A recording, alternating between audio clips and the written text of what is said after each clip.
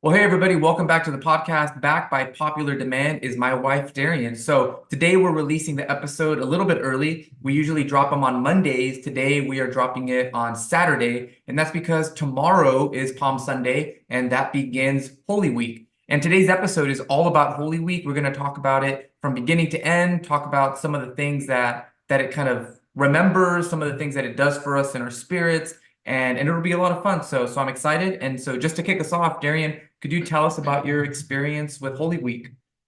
Yeah, so growing up, I don't remember anything before we were at a Presbyterian church, and that was somewhere around middle school when we started going there. Um, Obviously there was Palm Sunday, and it was like everybody has their palm branches in the congregation.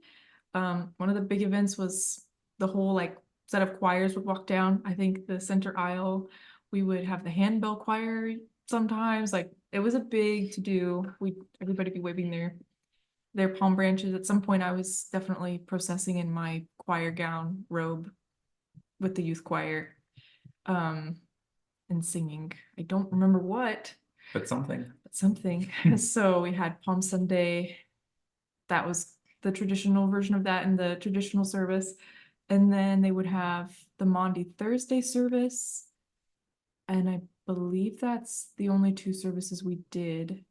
But Maundy Thursday was I don't know if this was always the way it was, but my most recent memory would be that there was some kind of skit done in like a pretty formal manner, um about like the night that Jesus was betrayed and all of like the events leading up to his death. And then they would close the service by covering everything in black, and we would all walk out silently. Um, and those were the two main things before Easter that I remember. And then I guess I don't remember if there was anything different about the Presbyterian church I went to in New York, but then in Dallas I did go to an Anglican um, church for a while, and I remember they did prayer vigils every morning, the week of Holy Week and Holy Saturday. They did something, but I don't think I was able to attend, so I don't have a detailed memory of it. But so I've had some general exposure like that. Yeah. And for me, I grew up in the Catholic Church, and it's a very big thing in the Catholic Church, but I was kind of only a nominal Catholic, if anything. I mean, I wasn't even a believer. So I didn't participate in anything related to Holy Week or anything like that. And then when I did become a Christian, I was in kind of a charismatic Pentecostal type of church. And those types of churches just aren't very much into tradition. They very much value freedom and being able to just move as the Spirit directs and all of those kinds of things. So that was not a part of it either, because Holy Week can be a little bit of a traditional thing. It wasn't until I went to Dallas for seminary, I was at the Village Church, and I didn't partake in the whole Holy Week, but I do remember I went to their Good Friday service, and it was kind of like getting hit with a frying pan in the face. It was just so different, and it was interesting, and we'll talk more about that whenever we get there. But basically, I had no exposure to Holy Week, and then all of a sudden, when I went to Dallas, it seemed like it was just more of a part of the culture in Dallas, celebrating all of it, not just pieces of it, but from Palm Sunday all the way to Easter and all of the things that come in the middle. And yeah, and I think it's important to just kind of talk about the fact that this kind of, as a Christian, puts you in a different place, in that you're no longer a passive observer, but the purpose of it is to put you into the story.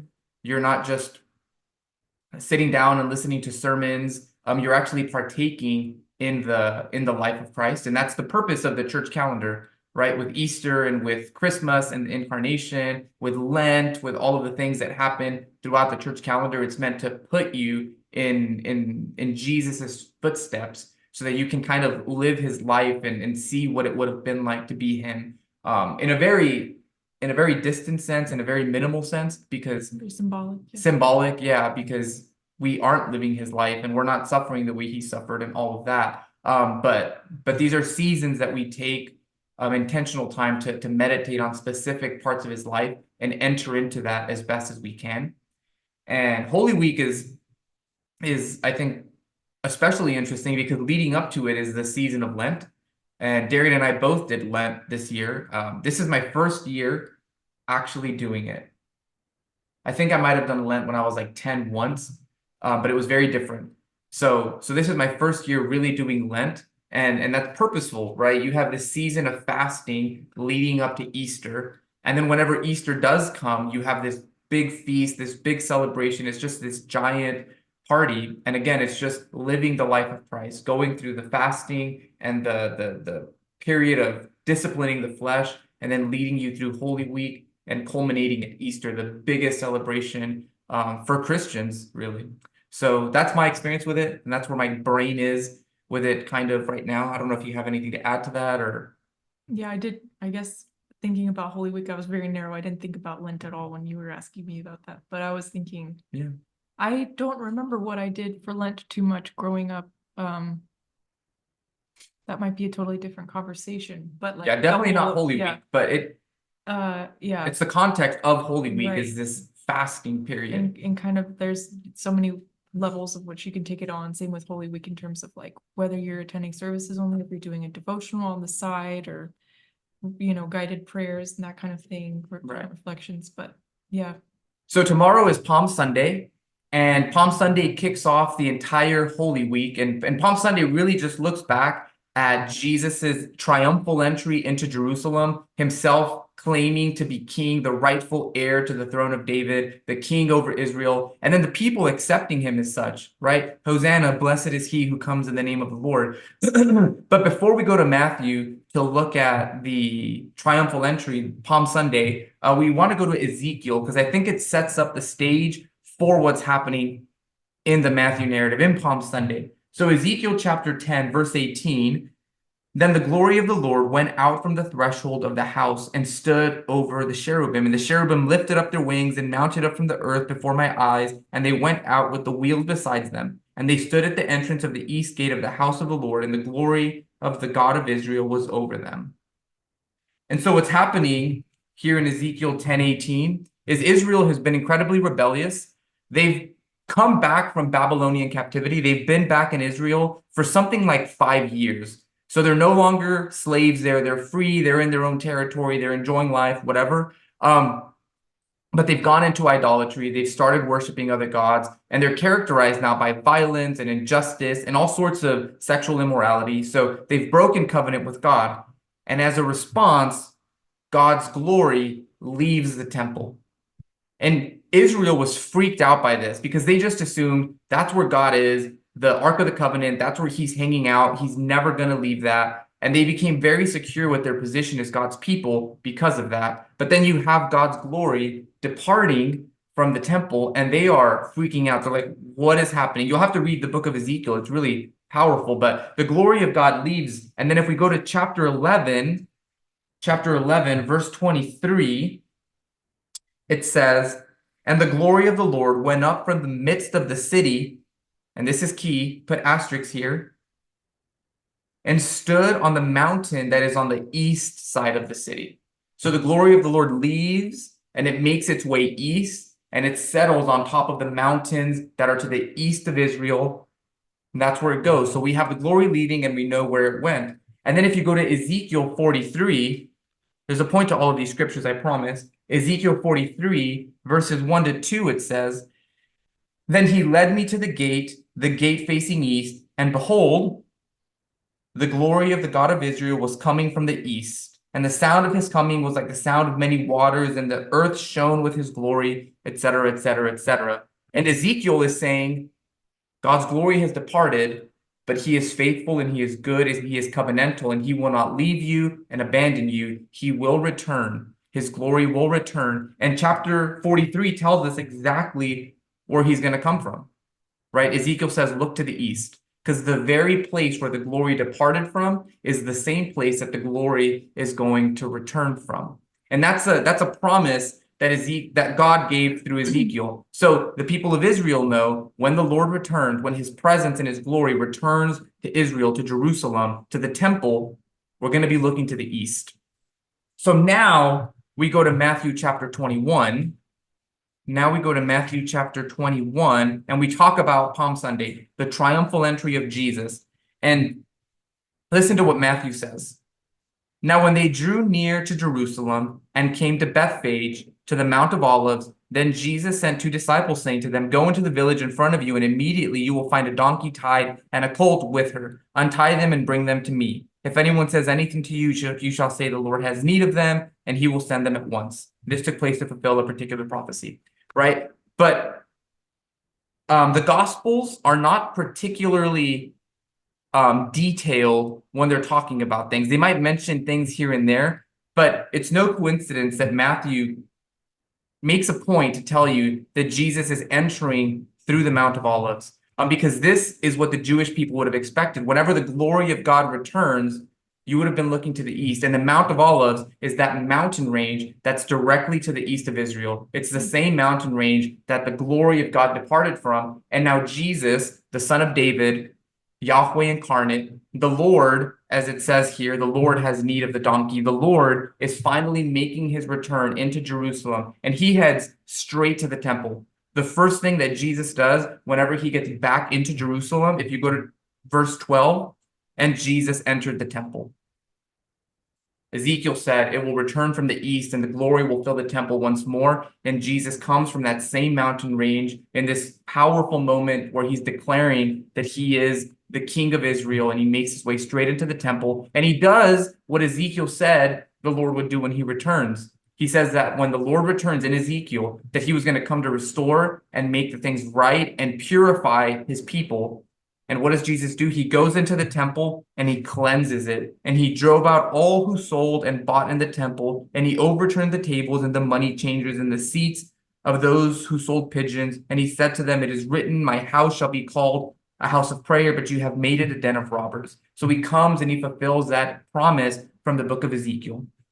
And then, I don't know, do you have thoughts on that? I've been rambling for a minute now. Well, not like educated ones. I was more just like the first time you told me this was this week, and my mind was kind of blown. I had no idea, like Yeah. the whole narrative, like just flowed so connected, and with this whole like Old Testament background. You know, you always know that that's kind of floating in the background, but you don't always know the specifics, and that was just, I don't know, kind of mind blowing for me. Yeah. And then right before the triumphal entry, this is so important as well. There's so much context to Palm Sunday. By the way, for anyone listening, I have preached on Palm Sunday more than I've preached on anything else in my life.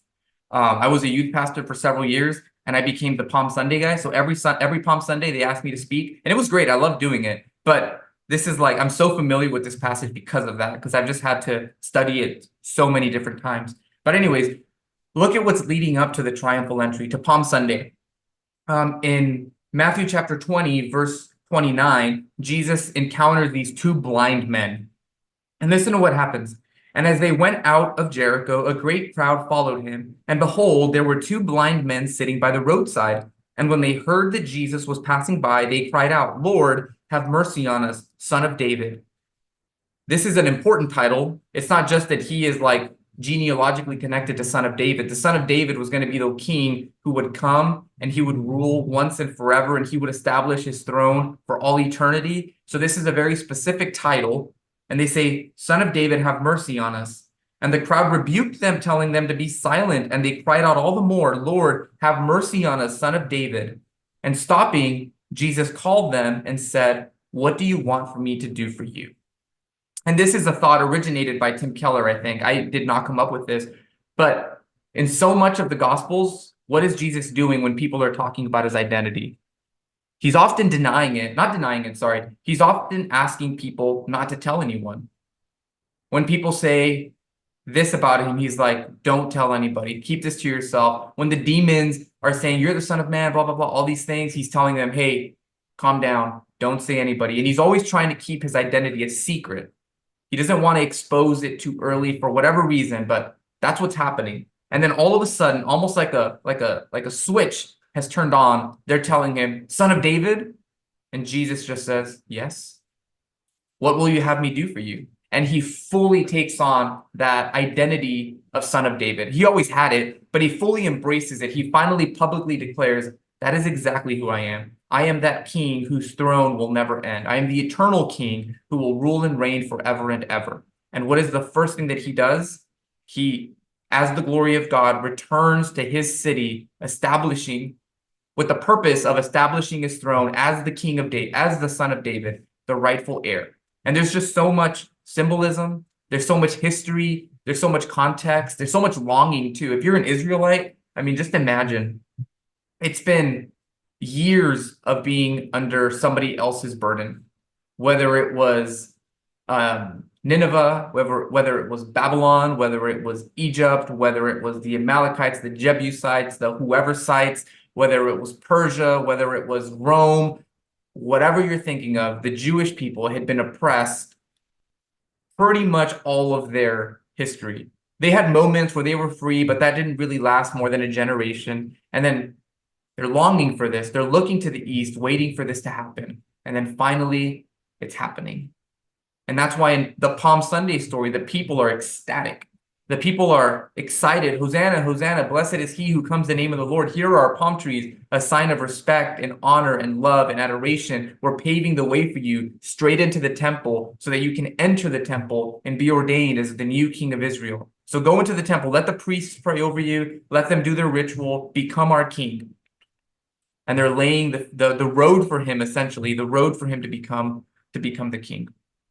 So there's a little bit of the context for Palm Sunday. I don't know if you wanted to jump in and give some thoughts, additional or supplement or anything. I don't have any context thoughts. I had one more thought that is related generally to the Ezekiel and the realization of all of these, like, I guess, hints that people really knew strongly. They were more than hints to them. They were watching for these signs. And I don't know, not to overrealize it or be untoward, but like it's encouraging to see like something so specific and like the glory of the Lord returning to Jerusalem at one phase of his redemption plan and kind of giving that like I don't know, receiving that as like a gift and a promise, like this is like still in motion, like it's not like only this event. And even like I guess again, I don't want to bounce ahead to Easter too much, but just like knowing like, okay, this is all like working towards something, and is this the story, even as beautiful as this is not over, and like we have this as like just a piece that makes you look more forward and more trusting. I think for me, like it's like it buffers circles through my trust.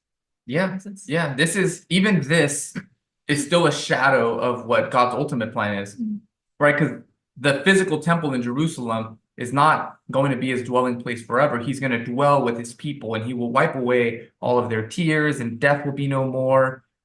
Revelation chapter 21, 22, I think.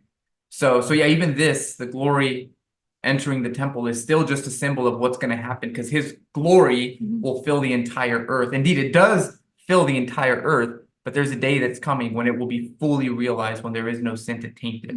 So the other thing that I wanted to highlight about the triumphal entry, Jesus rides a donkey. This is probably the most talked about part of Palm Sunday, the donkey. But it is important. If you go through your Bible and you go through, I should say the Gospels, if you go through the Gospels, Jesus doesn't ride anything.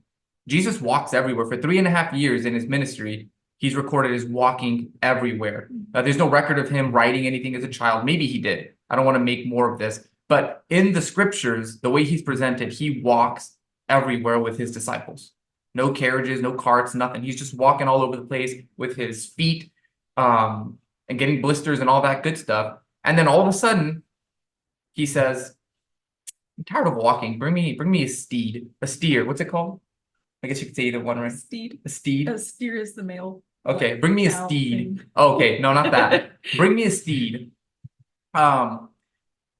He didn't need a donkey. He could have walked from the Mount of Olives to Jerusalem. It wouldn't have been a big deal. No problem. Maybe his disciples had to make that journey because they only got one donkey, right? But he had to get the donkey, right? Because Zechariah chapter 9, verse 9, I think is what it says. It says, this is verse 5 of Matthew 21. Say to the daughter of Zion, behold, your king is coming to you, humble and mounted on a donkey, on a colt, the foal of a beast of burden. So that's why Jesus had to ride a donkey, because it couldn't have been done any other way. If Jesus didn't ride a donkey, then he wouldn't have been the true king of Israel, because the true king of Israel, it says, would come in with a donkey. And the donkey is obviously a symbol of his humility, because that's exactly what the scriptures say. He's coming to you humble and mounted on a donkey. And this is George Whitefield. George Whitefield talks about the donkey. In Matthew, it doesn't say it, but either Mark, Luke, or John, one of them, I should have looked it up, but one of them talks about the donkey. And it was a donkey that had never been ridden. It had never been mastered. It had never been tamed. It had never been anything. It was just a young donkey that no one had ever rode on before. And I don't know if you've ever tried to ride a donkey or any untrained animal.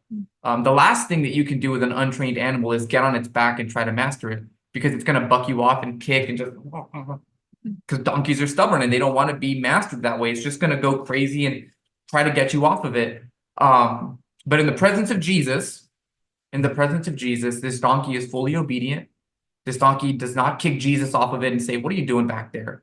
He submits because he knows who Jesus is. He recognizes the authority that Jesus has. If I tried to ride that donkey, it would almost certainly kick me. If anyone listening to this tried to ride that donkey, it would certainly kick them off.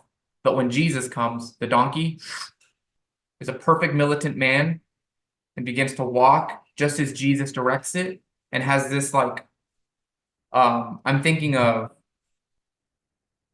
there's some cartoon that has that horse that's so pompous.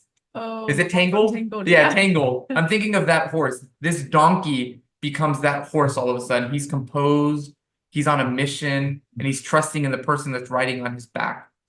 And I think that that's pretty cool. And yeah, I could go on more about that, but I think I'll spare everybody me geeking out. But that's what's happening here in Palm Sunday. The people are excited. They're shouting, "Hosanna.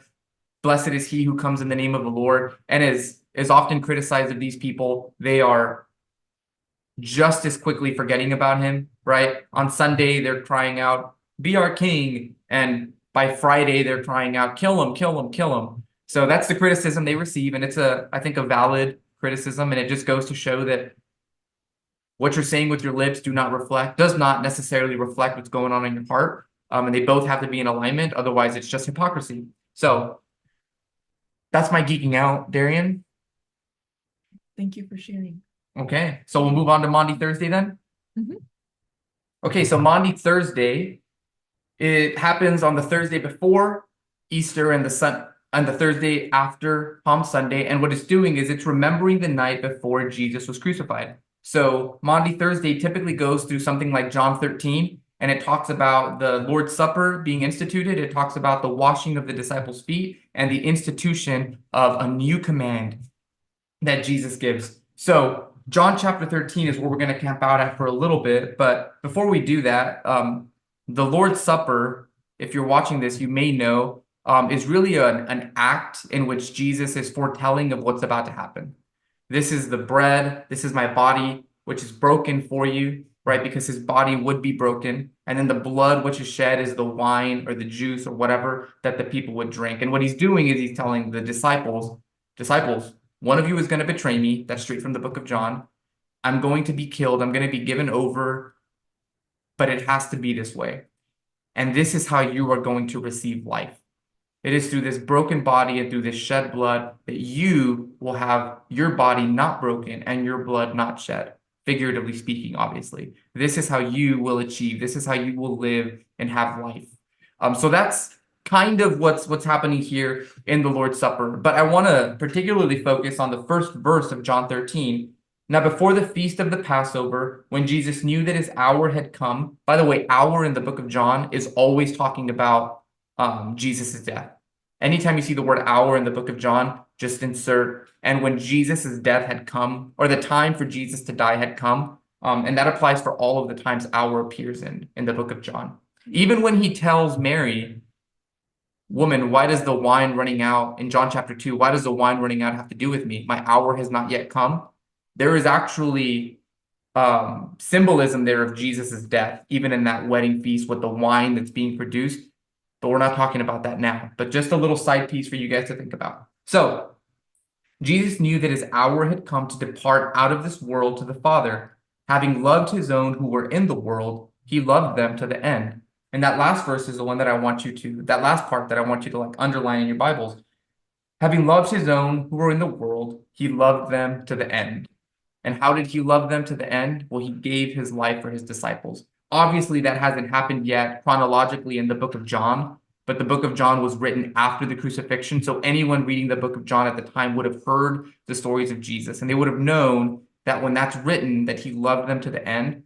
Well, it's about to be displayed in the Lord's Supper. He loved them to the end with this broken body and this shed blood. That's the symbolism that's happening here. So the Lord's Supper. Anything that you would like to add, Bib? No, thank you. Okay, cool. So the second thing is the washing of the feet. So he institutes the Lord's Supper. And if you read John chapter 13, John just kind of glosses over the Lord's Supper. He doesn't have like a whole formal institution of it. It kind of is just spoken about, but never really addressed. Like during the supper, when the devil had already put it in the heart of Judas, after the supper, these things happened. So he doesn't actually describe what happened at the supper. There's no like Jesus got up and he put the bread and he split it and he gave it. None of that is in the book of John. So it's very much glossed over. But what they do talk about a fair bit is the washing of the disciples' feet. And you would imagine that for someone like Jesus, now remember, Jesus has just a couple days ago walked into the kingdom, into Jerusalem, claiming to be the king, claiming authority, claiming to be the eternal king whose kingdom would never end, the son of David, who gives blind people the ability to see, who the entire people were putting palm branches down so he could make his way into the temple and be coronated. All of that happened.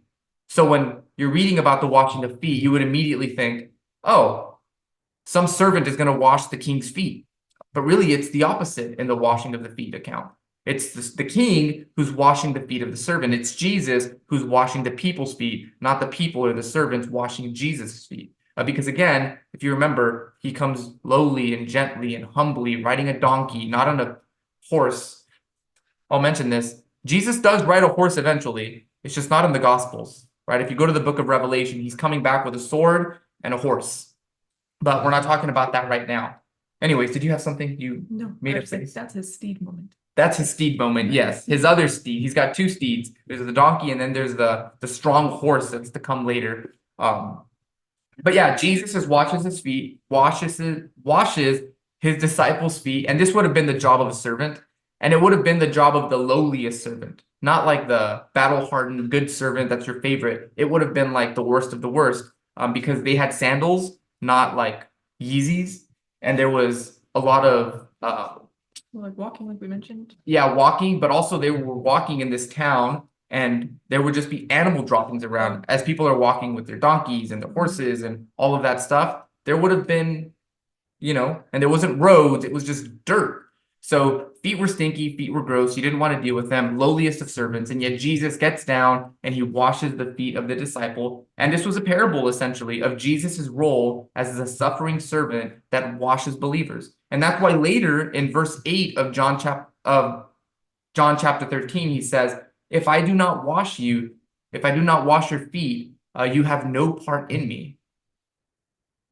He's not talking about this physical washing of the feet. Yes, that is the symbol that he's using to communicate. But what he's talking about is that through his suffering servitude, he will wash his people and then they will have life.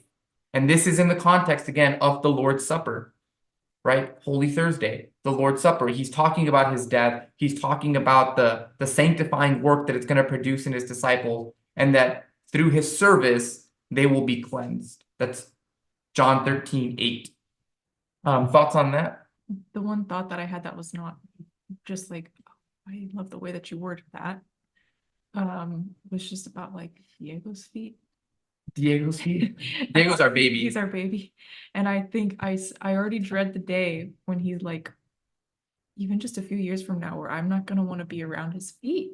And I'm like, how much more? He lives in this much more, at least where we are, the way that we live is a little more clean. He's wearing the shoes, he's taking baths every day. And it's just like, oh my goodness, imagine, like, this is my baby, and I'm having this like, not revulsion, but an initial at some point resistance. And it's just, I don't know, it kind of was like, that just had me thinking about that. And his disciples, I mean, they would have been grown men, Mhm. and they didn't have pedicures the way we know them now. They didn't have nail clippers how we know them now. And even now, men aren't great at taking care of their toenails. Don't look at me. So imagine back then, and still the suffering servant goes down and washes their feet and cleanses them in that way through his service. So the Lord's Supper, the washing of the feet, and then the mandate of Mandate Thursday. John 13:31. When he had gone out, Jesus said, "Now is the Son of Man glorified, and God is glorified in him. If God is glorified in him, God will also glorify himself and glorify him at once." Um, going to 34. A new commandment I give to you, that you love one another. Just as I have loved you, you are also to love one another. By this, all people will know that you are my disciples, if you have love for one another. So, things to note, this is not a new commandment by any means. The Old Testament very clearly says that you should love your neighbor. This is just common in even Old Testament scriptures. What is new is that little tag that he puts at the end. A new commandment I give you, that you love one another, just as I have loved you. That is the new part of this commandment. People have always known you should love one another. Do unto others as you would have done to yourself, or whatever. This is kind of people knew this. But then Jesus takes it a step further and says, but you should love the way that I have loved you. And how does Jesus love? Go back to John 13:1. Having loved them, he loved them to the end. That's how Jesus loves. He loves till the end. He loves against conditions. He loves to the fullest extent possible, is what it means that he loves them to the end. He loves them to the fullest extent possible, and he loves them until his dying breath. I think both of those are encapsulated in that he loved them to the end. So when he tells his disciples, love each other just as I have loved you, he's saying, love each other to the very end. And the way that I made myself a suffering servant and washed your feet, the way that I gave up my life, broke my body, gave up my blood so that you may have life, love each other to that extent. Love each other like that. And this is how the world will know that you are my disciples. If you just moderately love each other, they're not going to know you're my disciples. But if you love each other to the point of dying for each other, to the point of giving each other everything, to the point of killing the flesh for the greater good of your brother, then people will know that you are my disciples. So Maundy Thursday, Mandate Thursday, love one another. And that's what's being remembered here. So Palm Sunday, the entrance of the king, big and powerful, yet humble, interesting. And then Maundy Thursday, he's not really a king like we were expecting. He's not really lining up to the idea that we had that he would come and liberate us from Rome. He's talking about suffering and being broken and shedding his blood, and he's stooping down and washing dirty feet like a servant, like a peasant. He's not a king. He's not a king like we imagine him by any stretch of the imagination. And now he's telling us that if we're going to be a part of his people, we have to do the same thing. We're currently oppressed by Rome, the people would have thought. We don't want to be their servant. And yet Jesus is saying that to be my disciples, you must be a servant of all. And it would have gone completely against what they had envisioned for their king. So, Maundy Thursday. And that takes us into Good Friday. And Good Friday, let me skip down on my notes. Good Friday remembers the arrest, trial, crucifixion, death, and burial of Jesus.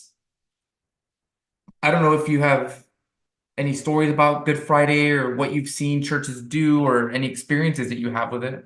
No, I think the first time I was introduced to a Good Friday service was through you said it was Northway, or It was a village still, but Village, yeah. So that was the first time I realized that people do like kind of a similar type of thing on a different day as what we did on Monday. It was like not the same, but that like lament, remembrance, dark kind of like we're going into this weekend to in a very somber manner, so that Easter is like even lighter, if that makes sense. So yeah, that was, I think, the first time I'd ever been exposed. That was through you and the village. Yeah, me too. I went to the village when I first moved to Dallas, well, not when I first moved, because I moved there in the fall and this is in the spring, but I went to my first Good Friday service ever. I had never heard of it. I didn't even know it was a thing. That's not true. I did know Good Friday was a thing, but I didn't know that it was like a part of the church calendar. I didn't know the extent of it. I just thought it was like just the way that it was called, right? Like the Lord's Supper. It's called the Lord's Supper. Good Friday is the day that he died.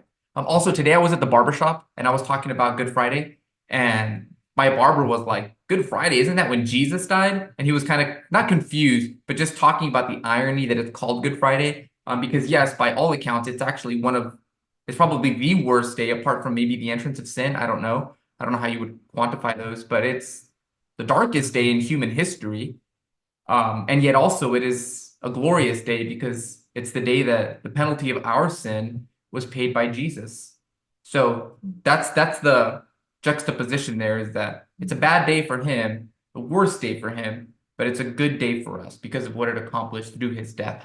But anyways, Good Friday at the Village Church in Dallas, now known as Northway Church, Pastor Shay Sumlin, I think. So anyways, that was my first Good Friday service ever, and it was weird.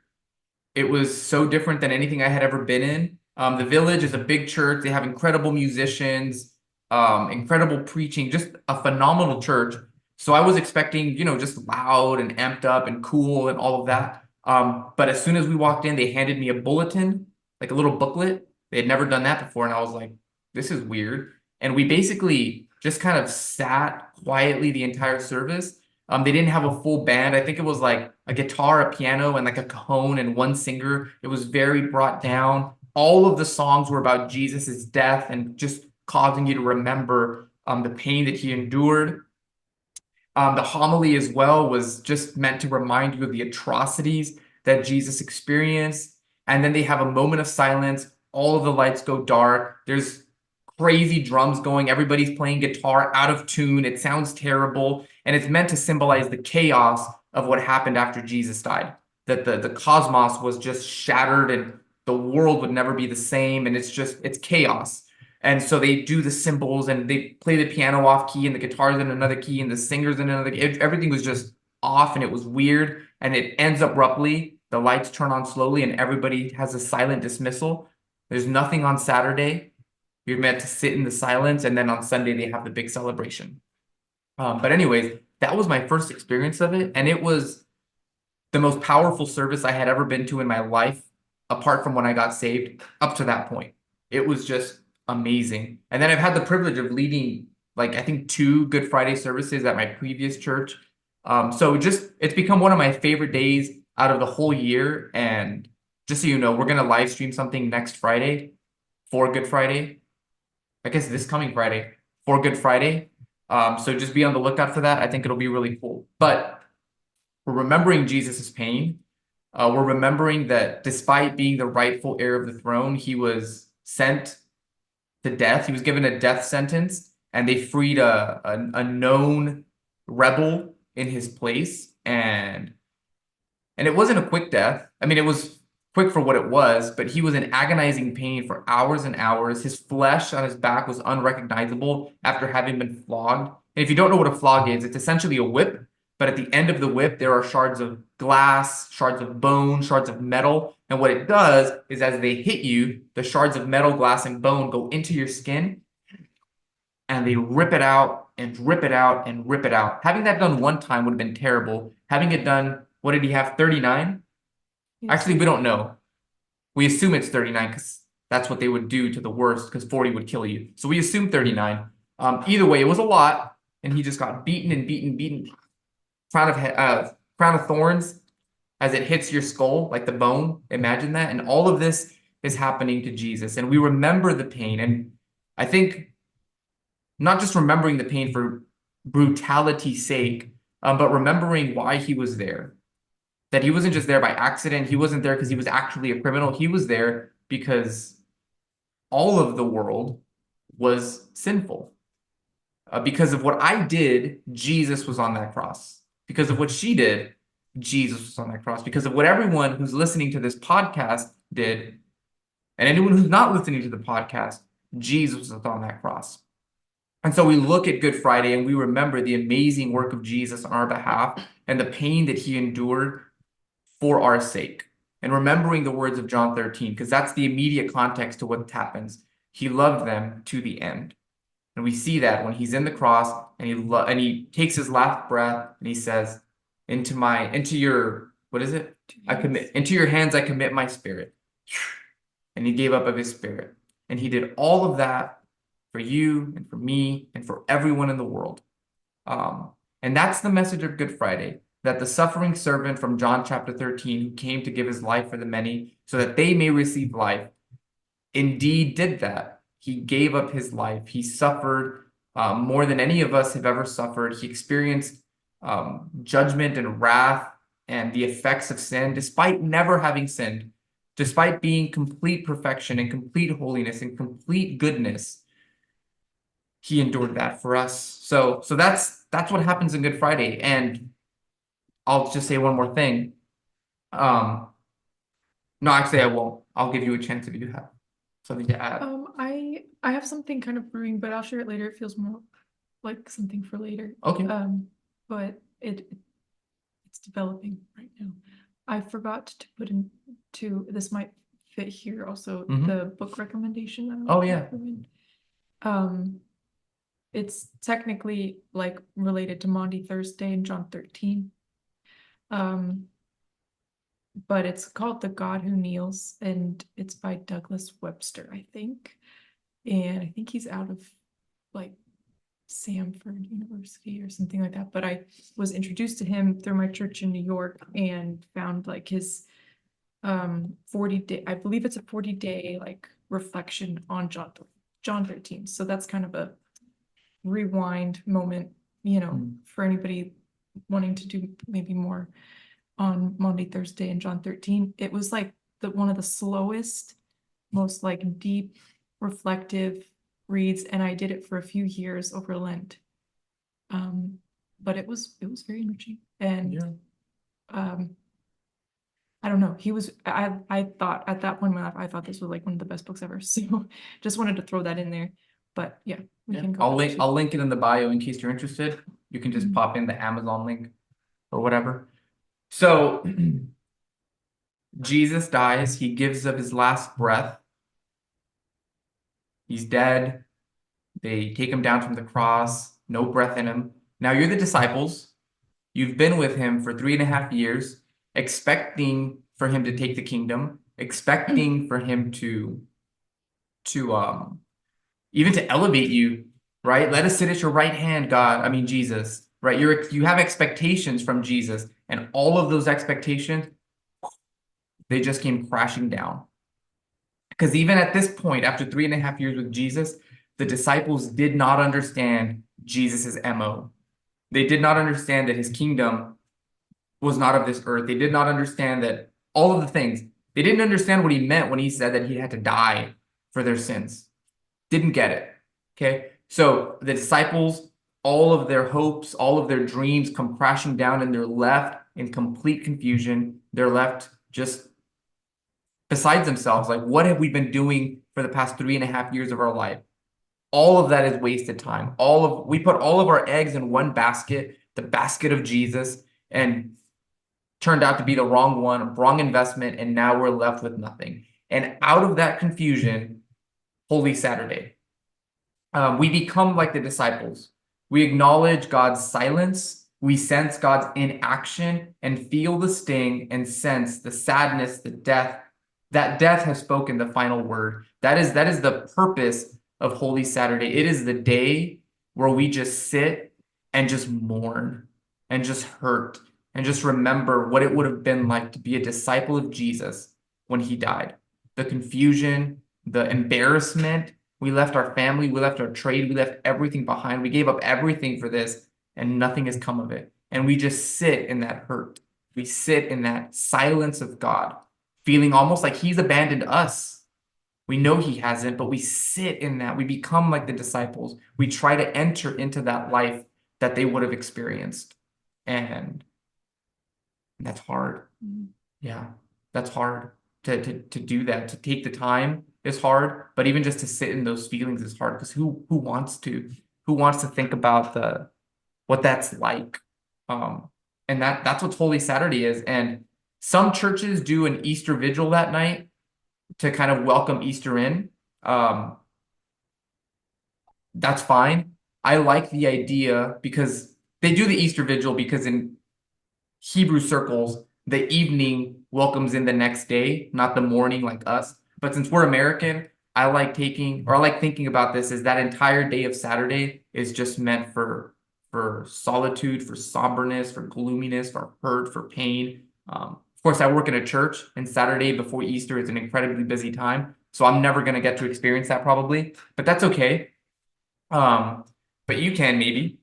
And that's the point of it, is after this death, you just sit in it. I don't know if you want to jump in. Well, it's just kind of funny because you asked me what I was thinking earlier, and that's like, this is kind of what I was thinking, but I didn't read ahead in your notes. That just imagining like throughout the week, the disciples just had like a wild 3 years and this like a lot of question marks, but like some very trusting decisions they made.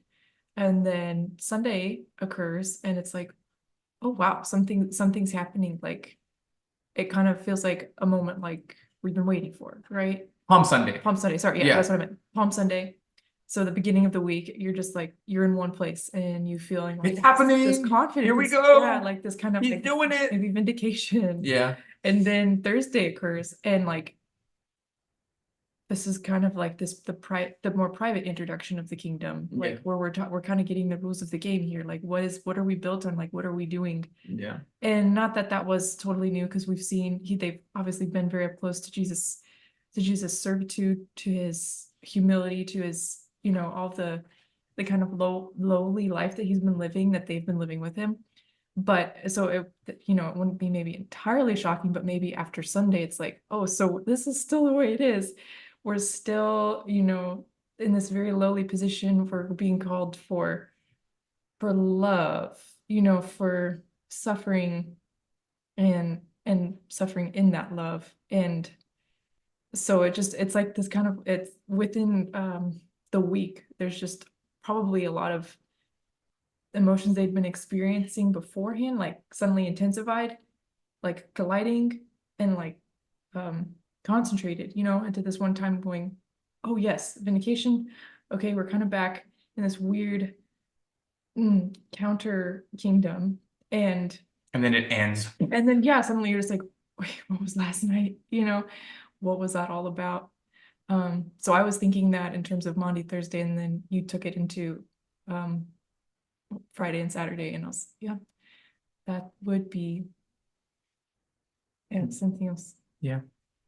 So Saturday, complete deadness. Then Sunday, Resurrection Sunday or Easter comes, and it is like the flip has been switched just as quickly as Jesus died. Jesus is resurrected, and there is big party. And at the village, and then at my church where I took Good Friday to, I talked about how at the very end of the Good Friday service, they hit the cymbals in a terrible, just ugly sound, a cacophony, and the guitars are out of tune, and the piano is playing in a different key, and everything's a mess. Sunday morning starts the same way. Everything's a mess. Nothing makes any sense. And then all of a sudden, all of the instruments come into melody, and the song hits, and everybody celebrates, and it's loud and it's powerful and all of that. So out of that darkness, you get into Easter Sunday. So he is risen. Out of the darkness of Friday and Saturday and maybe even Thursday comes this light beaming into the church. Death of Friday and Saturday is met with life as Jesus's body is restored, and the women are the first to meet him and go and tell of him and everything, and his body is breathing and it's flesh. He's not like some angel. He's a physical body that Thomas can go and like put his fingers through and everything. And then despair, all of the feelings of the disciples of, oh man, we put our eggs in the wrong basket. They look at the resurrected Lord and are like, now I get what he was saying. Now I get what he means. Like, It all makes sense. His glory, his suffering leading into glory, all of those things. And it finally made sense. So their hopes were finally realized. Their confusion became understanding. Their despair became hope. Their fear became confidence. And there's a complete antithesis of what's happening on Friday and Saturday. All of the pain, all of those feelings are turned. And now Easter is here. The Lord is risen. And with him are our promises for eternal life. Because if he is risen, then surely we too, believing in him, will also be risen.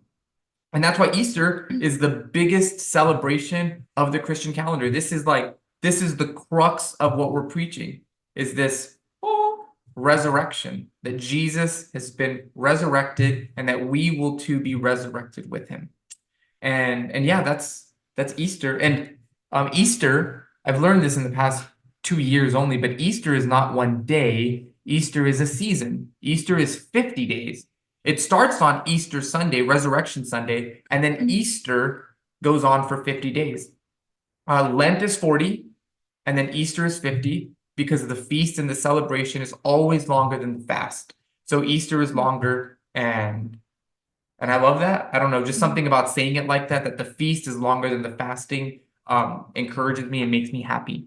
But that's Easter, the resurrection of Jesus Christ. Palm Sunday, he enters his city. Thursday, he tells them what the kingdom here on earth is going to be like. Friday, he's beaten and murdered, buried, all of those things. Saturday, we sit in the sadness. And then Sunday, we celebrate because he's not in the tomb anymore. He's not on the cross anymore. He's alive and he's well, and he's our hope.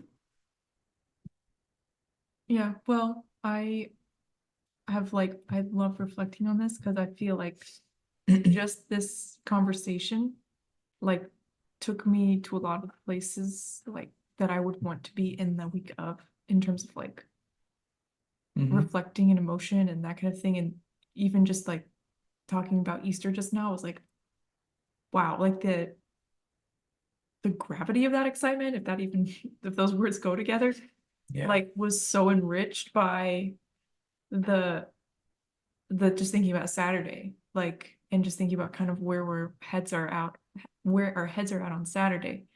And I've always loved Easter. Like it's kind of a comfort holiday to me, but like also in the past maybe 5 years, it's become much more like spiritually comforting too, as it should be. Right. But like this whole week just like makes that so much more real. And like what we're doing on Easter makes so much more sense. And so I just right now, reflecting on it within an hour, imagine like actually taking the full week to do that. I'm really excited to kind of do this more this week. And about the 50 days of Easter, is it Eastertide? I feel like I want to call it Eastertide, and I don't know why. But I was thinking about, when am I going to listen to my Andrew Peterson music? The albums are called Resurrection Letters, and I'm like, it feels like I'm in Easter season already, because we're in the preparation time for it. But I'm like, I can't listen to Resurrection Letters yet until Sunday. And then I'm like, you're gonna miss out a whole week. What am I gonna do with this? Like, do I celebrate it for the day? This was my conflict, like before we talked about Eastertide. And then I was like, wait, I mean, you can listen to it all year round, right? But I have 50 days to like revel in these, like, yeah, just you wait. Oh gosh. The thing is, you said after this week, especially, this album is gonna hit different. I love it so much, but this is not sponsored by Andrew Peterson by any means. No, but if you wanted to, Andrew Peterson, if you wanted to. This is my second recommendation of the night. It is so, I mean, the words will take you like into places. Resurrection Letters, Andrew Peterson. Check it out. Good. I won't link that. I don't know if I can. I guess I can put a Spotify link. I'll figure it out. I'll link it. I'll figure out a way to link it. Yeah. But I think that's part of the point, is as much as you can, for anyone listening, enter into the story of Holy Week. On Sunday, tomorrow, on Palm Sunday, celebrate joyously that the King has come into a city, that the Lord is the Lord, that Jesus is the Lord, and that he is the glory of God returning to his people. And that if we, through saving relationship with him, that we can experience the glory of God in our lives as well, that we don't have to be like the people in Ezekiel who just had the glory depart from them, that we can actually have the glory here with us. And then on Thursday, you might not do anything with your church, but just think about the new commandment that the Lord has given us, to love one another to the end, to love one another the way that he has loved us.